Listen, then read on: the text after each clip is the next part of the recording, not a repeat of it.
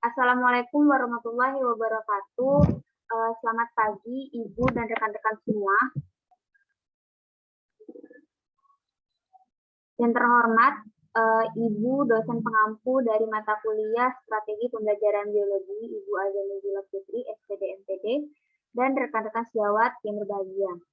Baik, pada kesempatan pada hari ini, kami dari kelompok 4 izin mempresentasikan hasil diskusi kami terkait model pembelajaran biologi cooperative learning. Kelompok kami terdiri dari Ruzi Maisaroh dengan NIM 230.304, Manja Nurani 230.321, dan saya sendiri Fadinda Berlewanti dengan NIM 230.330. Nah, alur konsep kita pada pembelajaran hari ini yaitu kita pertama akan belajar mengenai konsep, yaitu konsep dan karakteristik dari model pembelajaran cooperative learning. Kemudian apa saja tipe-tipe dari pembelajaran kooperatif itu sendiri, kemudian sintaks dari tiap pembelajaran cooperative learning, kemudian kita ada mengidentifikasi karakteristik dari model pembelajaran kooperatif, dan yang kelima dan yang keenam yaitu kelebihan dan kekurangan dari pembelajaran kooperatif sendiri. Nah, yang pertama itu kita membahas tentang konsep dan karakteristik.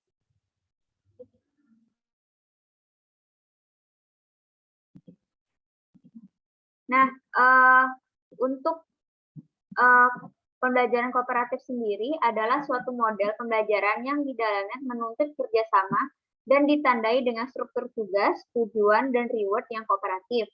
Nah, menurut Slavin sendiri dalam Muhammad tahun 2014, halaman 54, konsep sentral dari karakteristik pembelajaran kooperatif tersebut ada 3. Yang pertama, tujuan kelompok. Nah, dengan cooperative learning menggunakan tujuan-tujuan kelompok untuk memperoleh penghargaan kelompok. Penghargaan kelompok diperoleh jika kelompok mencapai skor di atas kriteria yang ditentukannya. Kemudian, keberhasilan kelompok didasarkan pada penampilan individu sebagai anggota kelompok dalam mencapai atau menciptakan hubungan antar personal yang saling mendukung, saling membantu, dan saling peduli. Kemudian yang kedua yaitu pertanggungjawaban individu. Keberhasilan suatu kelompok tergantung dari pembelajaran individu dari semua anggota kelompok. Nah, pertanggungjawaban tersebut menitik beratkan pada aktivitas anggota kelompok yang saling membantu dalam belajar. Adanya pertanggungjawaban secara individu juga menjadikan setiap anggota siap untuk menghadapi tes, tugas yang lain secara mandiri tanpa bantuan teman sekelompoknya. Yang ketiga yaitu kesempatan yang sama. Nah, pada kesempatan yang sama ini, setiap individu memiliki kesempatan yang sama dalam mencapai keberhasilan. Nah, cooperative learning menggunakan metode scoring yang mencakup nilai perkembangan berdasarkan peningkatan prestasi yang diperoleh siswa dari yang terdahulu. Dengan menggunakan metode scoring ini, setiap siswa baik yang berprestasi rendah, sedang, atau tinggi, sama-sama memperoleh kesempatan untuk berhasil dan melakukan yang terbaik bagi kelompoknya. Selanjutnya yaitu tipe-tipe pembelajaran kooperatif. Nah, pembelajaran kooperatif ini memiliki beberapa tipe ya teman-teman. Terdapat 6 tipe dari pembelajaran kooperatif sendiri. Yang pertama yaitu tipe jigsaw, yaitu para siswa bekerja dalam tim yang heterogen dan subjek materi berbentuk materi tertulis. Jadi tipe jigsaw ini cocok untuk materi pembelajaran yang sifatnya tertulis. Kemudian yang kedua yaitu tipe CIRC atau CIRC, yaitu Cooperative Integrated Reading and Composition, yaitu kerjasama murid dalam membaca maupun menulis untuk mencapai kesuksesan dalam kelompoknya. Yang ketiga yaitu tipe NHT, yaitu Numbered Head Together, yaitu struktur belajar yang mempengaruhi pola interaksi siswa dalam memperoleh materi guna menguji pemahaman kita. Yang keempat, ada tipe match, yaitu para siswa belajar menggunakan kartu flash. Kalau teman-teman perhatikan dalam pembelajaran daring seperti ini, kita sudah biasa menggunakan quizzes dalam melaksanakan quiz. Nah, di dalam quizzes itu sendiri terdapat kartu flash yang memudahkan kita untuk mengingatnya gitu.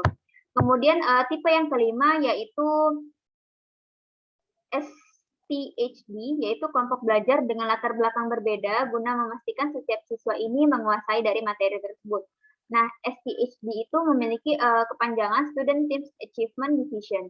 Kemudian tipe TGT yaitu Team Game Tournament, yaitu kelompok belajar yang bersaing untuk memenangkan pertandingan akademik. Nah, dari tipe-tipe pembelajaran tadi kita akan masuk ke sintaks pembelajaran kooperatif dari setiap tipenya. Nah, sintaks itu merupakan fase atau tahap kegiatan dalam proses belajar mengajar. Dari tipe Jigsaw sendiri terdapat 7 fase nih.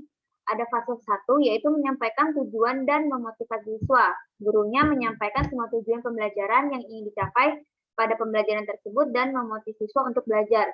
Yang kedua yaitu menyajikan informasi. Guru menyajikan informasi kepada siswa dengan jalan yang menyuguhkan berbagai fakta, pengalaman yang berkaitan langsung dengan materi pembelajaran. Kemudian yang ketiga, grup atau kelompok asal atau dasarnya. Siswa dikelompokkan menjadi kelompok asal atau dasar dengan anggota 5-6 orang dengan kemampuan akademik yang heterogen. Setiap anggota kelompok diberikan sub pokok bahasan atau topik yang berbeda untuk mereka pelajari. Fase keempat masih di tipe Jigsaw, yaitu kelompok ahli atau expert. Guru menyuruh siswa yang mendapat topik sama berdiskusi dalam kelompok ahli. Kemudian yang kelima, tim ahli kembali pada kelompok. Siswa kembali ke kelompok asal atau dasar untuk menjelaskan apa yang mereka dapatkan dari kelompok ahli. Kemudian fase keenam adalah evaluasi, yaitu semua siswa diberikan tes yang melingkupi semua topiknya. Kemudian fase ketujuh yaitu memberikan penghargaan. Guru memberikan penghargaan baik secara individu maupun kelompok. Selanjutnya ada tipe CIRC. Nah, dari tipe CIRC ini sintaksnya dimulai dari kita membentuk kelompok. Tipe CIRC ini bisa kita perhatikan pada pembelajaran kita, strategi pembelajaran biologi.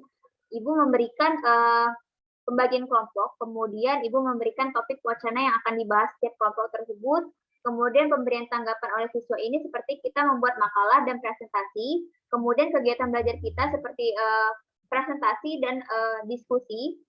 Terakhir, Ibu biasanya memberikan kesimpulan, dan terakhir kita juga ada yang namanya kuis untuk mengetahui tingkat pemahaman kita terhadap pembelajaran terkait. Baik, sekian dari saya. Selanjutnya akan dijelaskan oleh teman kita, Manja Nurani. Kepada Manja, dipersilakan. Baik, terima kasih Kak Dinda.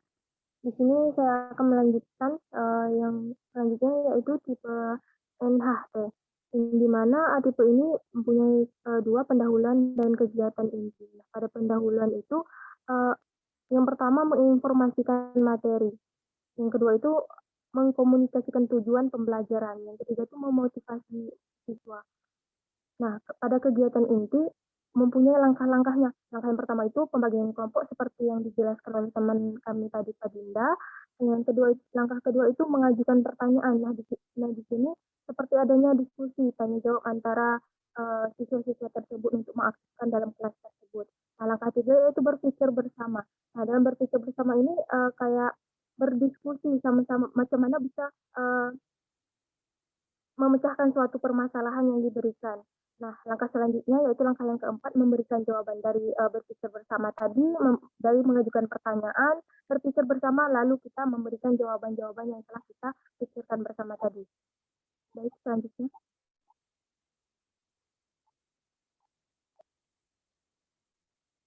Nah, yang selanjutnya itu tipe make a match. Menurut Rusman dalam Muhammad 2014 pada halaman 72, langkah-langkah pembelajaran pada pembelajaran take a match sebagai berikut. Nah, yang pertama, guru menyiapkan beberapa kartu yang berisi beberapa konsep atau topik yang cocok untuk sesi review. Sebaliknya, satu bagian kartu soal dan bagian kartu jawabannya. Nah, selanjutnya itu setiap peserta didik mendapatkan satu buah kartu. Nah, jadi setiap peserta didik itu dapat diberikan satu buah kartu pada masing-masing peserta didik. Selanjutnya, peserta didik memikirkan jawaban dari soal dari kartu yang dipegang. Nah, selanjutnya setiap peserta didik mencari pasangan yang mempunyai kartu yang cocok dengan kartu jawabannya. Misalnya seperti Pak Dinda mendapat soalnya, lalu saya sendiri Manja Nurani mendapat jawabannya. Jadi kami tuh saling mencari kecocokan antara jawaban soal dan jawaban tersebut. Nah, selanjutnya setiap peserta didik dapat mencocokkan kartunya sebelum batas waktu yang diberi poin. Nah, selanjutnya pemberian kesimpulan setelah pembelajaran itu selesai dari masalah pertemuan antara soal dan jawaban. kita memberikan kesimpulan. Biasanya kesimpulan itu diberikan dari guru maupun siswa itu sendiri. Lanjut. Nah, selanjutnya tipe SCAD. Nah, pada tipe ini yang pertama yaitu presentasi atau pengenalan materi SCAD. Nah, yang kedua tim. Nah, dalam tim ini yaitu mempersiapkan anggota tim. Nah, selanjutnya kuis, yaitu pengerjaan kuis secara individual yang seperti kita ketahui pada pembelajaran yang lalu kita pernah mengerjakan kuis mandiri. Nah, selanjutnya yaitu skor pengumpulan poin oleh anggota tim. Nah, selanjutnya rekognisi tim, pendapatan penghargaan. Nah, jadi setelah pengumpulan itu, kita akan mendapatkan penghargaan dari usaha kita. Baik, selanjutnya. Nah, selanjutnya itu ada tipe TGT. Nah, menurut Suyatno dalam Nasruddin 2019 halaman 59, langkah-langkah pembelajaran tipe tim game turnamen sebagai berikut. Nah, yang pertama yaitu pembagian kelompok. Seperti tipe-tipe sebelumnya, yaitu langkah pertama itu harus ada pembagian kelompok. Nah, selanjutnya yaitu menyiapkan meja turnamen dan posisi duduk tim sesuai kesepakatan. Nah, selanjutnya pelaksanaan permainan dengan siswa mengambil kartu, pertanyaan, atau jawaban. Nah, selanjutnya penilaian terhadap kelompok. Selanjutnya, kelompok dengan poin tertinggi mendapatkan penghargaan. Nah, pada pertemuan berikutnya, guru akan melakukan booking atau pergeseran tempat duduk pada saat turnamen. Nah, jadi setiap minggu itu kita itu tidak ditetapkan harus duduk di sini untuk minggu selanjutnya juga duduk di situ, tidak, tapi guru akan mengubah posisi tempat duduk agar kita bisa merasakan apa yang dirasakan orang lain sebelumnya. Baik, selanjutnya. Nah, selain tentunya setelah ada tipe-tipe, jelas mempunyai kekurangan dan kelebihan pembelajaran kooperatif itu sendiri. Nah, secara umum kelebihan pembelajaran kooperatif yang pertama itu menambahkan kepercayaan, kemampuan berpikir sendiri, menemukan informasi dari berbagai sumber dan belajar dari siswa yang lain. Nah, selanjutnya itu kelebihan dari pembelajaran kooperatif bisa mengembangkan kemampuan mengungkapkan ide atau gagasan dengan kata-kata secara verbal, mudah dipahami. Nah, selanjutnya meningkatkan motivasi dan memberikan rangsangan untuk berpikir. Selanjutnya menerima segala perbedaan. Nah, jadi kalau per kelompok jelas ada perbedaan antara anggota kelompok ini. Jadi kita bisa menerima segala perbedaan dari pembelajaran kooperatif ini. Nah, selanjutnya itu lebih bertanggung jawab dalam belajar. Oke, saya kembalikan kepada moderator. Terima kasih. Baik, terima kasih kepada Manja Nurani. Selanjutnya yaitu akan dilanjutkan oleh teman kita, Ruzi Maisarah. Kepada Ruzi, dipersilakan. Baik, terima kasih kepada Fadinda. Di sini saya akan melanjutkan penjelasan dari Manja Nurani, yaitu terkait kekurangan dari pembelajaran kooperatif ini. Nah, yang pertama itu siswa yang lebih paham merasa terhambat dengan siswa lain. Kemudian yang kedua, penilaian didasarkan dari perolehan kelompok. Kemudian yang ketiga, mengembangkan kesadaran berkelompok, memerlukan waktu yang cukup panjang. Kemudian yang terakhir, walaupun secara berkelompok, tetapi setiap individu bertanggung jawab terhadap kemampuannya dan tidak semua peserta didik mumpuni dalam belajar. Baik, selanjutnya di sini ada kelebihan dan juga kekurangan dari tipe-tipe yang telah dijelaskan oleh teman saya tadi, yaitu yang pertama ada tipe jigsaw. Nah, tipe jigsaw ini memiliki kelebihan dan juga kekurangan, yang mana kelebihannya itu yang pertama menumbuhkan semangat dalam bekerja sama, kemudian yang kedua meningkatkan motivasi, saling menghargai antara sesama siswa, kemudian yang ketiga berkomunikasi secara efektif. Nah, selain dari kelebihan, tipe jigsaw ini juga memiliki kekurangan, yang mana yang pertama adanya perbedaan persepsi, kemudian yang kedua sulit meyakinkan siswa untuk berdiskusi jika siswa tersebut tidak percaya diri. Kemudian yang ketiga, adanya persiapan yang cukup lama. Kemudian yang keempat, apabila digunakan dalam kelas yang ramai, maka tipe ini akan cukup sulit. Nah, kemudian selanjutnya ada tipe CIRC atau Cooperative Integrated Reading and Comprehension. Nah, pada tipe CIRC ini juga memiliki kelebihan dan juga kekurangan. Kelebihannya itu yang pertama, setiap siswa aktif dan terlibat dalam proses pembelajaran. Kemudian yang kedua, melatih siswa untuk berani dalam memberikan tanggapan, mengemukakan pendapat, atau tambahan secara lisan maupun tertulis. Kemudian yang ketiga, mempermudah siswa dalam memahami materi pelajaran. Kemudian yang keempat, meningkatkan kemampuan siswa dalam menulis suatu peristiwa. Nah, selain dari kelebihan, tipe CREC ini juga memiliki kekurangan. Yang pertama, membutuhkan banyak waktu. Kemudian yang kedua, guru sulit mengatur materi pelajaran agar tujuan pembelajaran dapat tercapai sesuai alokasi waktu yang sudah ditetapkan. Selanjutnya, Fadin. Nah, selanjutnya itu ada tipe NHT atau Numbered Head Together. Nah, tipe NHT ini juga memiliki kelebihan dan juga kekurangan. Kelebihannya itu yang pertama, setiap siswa siap dalam memulai belajar. Kemudian yang kedua, dapat melakukan diskusi dengan sungguh-sungguh. Yang ketiga, siswa yang mampu mengajari siswa yang lain. Maksudnya di sini, siswa yang lebih pandai akan mengajari siswanya yang kurang pandai. Kemudian selain dari kelebihan, tipe NHT ini juga memiliki kekurangan. Yang pertama, tidak semua nomor dipanggil oleh guru. Kemudian yang kedua, bisa saja terjadi pemanggilan nomor yang sama. Baik, selanjutnya ada tipe make a match. Nah, make a match ini juga memiliki kelebihan dan juga kekurangan. Kelebihannya itu yang pertama, dapat meningkatkan aktivitas belajar siswa, baik secara kognitif atau pengetahuan maupun fisik. Kemudian, karena adanya unsur permainan dalam tipe ini, maka metode ini sangat menyenangkan. Kemudian yang ketiga, efektif sebagai sarana melatih keberanian siswa untuk tampil presentasi. Kemudian yang keempat, efektif melatih kedisiplinan siswa dalam menghargai waktu untuk belajar. Nah, selain dari kelebihan, tipe make a match ini juga memiliki kekurangan yang mana jika tidak adanya persiapan dengan baik, maka banyak waktu yang akan terbuang. Kemudian yang kedua, membosankan apabila digunakan secara terus-menerus. Nah, jika metode ini dilakukan secara terus-menerus akan menimbulkan kebosanan. Kemudian yang ketiga, siswa akan merasa malu apabila berpasangan, karena pada awal-awal penerapan metode ini banyak siswa yang akan malu jika berpasangan dengan lawan jenisnya.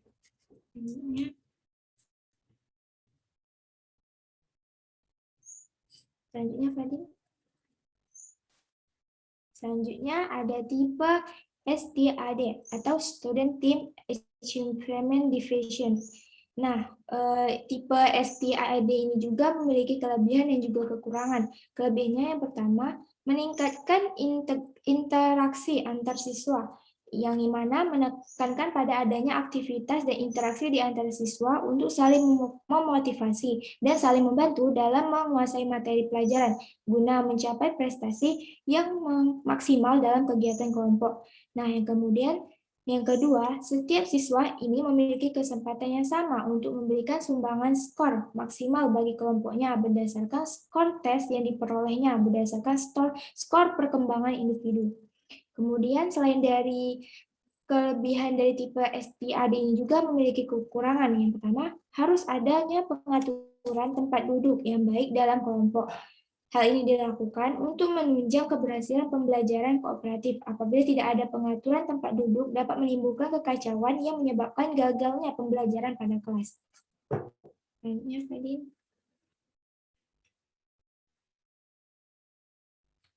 Baik, selanjutnya ini ada tipe TGT. Nah, tipe TGT ini juga memiliki kelebihan dan juga kekurangan. Kelebihannya yang pertama, meningkatkan kepekaan, kebaikan, budi, dan juga toleransi atau menghargai pendapat. Kemudian yang kedua, dengan waktu yang sedikit, pada tipe ini dapat menguasai materi secara mendalam. Kemudian yang ketiga, proses belajar mengajar berlangsung dengan keaktifan dari siswa. Nah, selain dari kelebihan, tipe TGT juga memiliki kekurangan. Yang pertama, bagi guru, sulitnya pengelompokan siswa yang mempunyai kemampuan heterogen dari segi akademis. Kemudian yang kedua, bagi siswa, kurang terbiasa dan sulit memberikan penjelasan kepada siswa yang lainnya. Baik, selanjutnya kita masuk materi identifikasi karakteristik dari materi, metode, juga pendekatan yang sesuai oleh model pembelajaran cooperatif ini. Nah, yang pertama itu ada materi yang sesuai dalam pembelajaran model cooperatif ini, yaitu materi yang mencakup secara luas untuk dipelajari, sehingga perlu penyelesaian diselesaikan oleh siswa dalam memecahkan masalah juga materi yang diberikan. Nah, materi yang cocok dengan model pembelajaran cooperatif ini adalah materi pelestarian ekosistem keanekaragaman hayati kelas 10. Nah, selain dari materi, ada juga metode yang sesuai dengan model cooperative learning ini, yaitu yang mana metode pembelajaran ini memfokuskan kepada proses atau kegiatan saling bekerja sama dalam melakukan kegiatan belajar dengan kelompok-kelompok kecil. Nah, contoh metode yang dapat digunakan yaitu metode eksperimen, presentasi, tanya jawab, dan juga diskusi. Nah, selanjutnya itu ada pendekatan yang sesuai dengan model cooperative learning, yaitu ada pendekatan SETS. SETS. Nah, pada pendekatan SET ini juga memiliki karakteristik atau ciri-ciri. Yang pertama, guru tetap memberikan pembelajaran sains. Siswa dibawa ke situasi untuk memanfaatkan konsep sains ke bentuk teknologi untuk kepentingan masyarakat. Kemudian yang kedua, siswa diminta untuk berpikir tentang berbagai kemungkinan akibat yang terjadi dalam proses pentransferan sains ke bentuk teknologi. Kemudian yang terakhir yang ketiga, siswa diminta untuk menjelaskan keterhubungan antar unsur sains yang diperbincangkan dengan unsur-unsur lain dalam sains yang mempengaruhi keterkaitan antara unsur tersebut bila diubah dalam bentuk teknologi berkenaan. Baik, sekian dari saya. Saya ucap terima kasih. Saya kembalikan kepada moderator.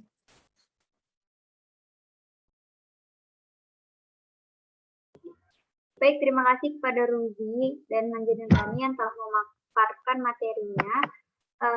Sekian presentasi dari kelompok kami. Apabila ada kekurangan, kesalahan kata, kami mohon maaf yang sebesar-besarnya karena kita manusia, makhluk yang tidak sempurna, masih banyak kesalahan. Untuk selanjutnya, sesi tanya jawab akan kita laksanakan melalui via Telegram.